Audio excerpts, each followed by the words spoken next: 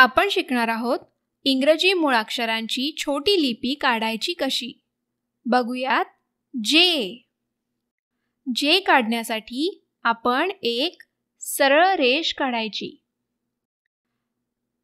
काढलेल्या सरळ रेषेला खालच्या बाजूने वळणाकार आकार द्यायचा आणि सरळ रेषेच्या वर एक बिंदू काढायचा.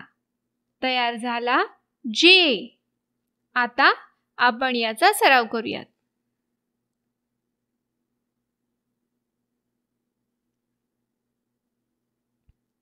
जे,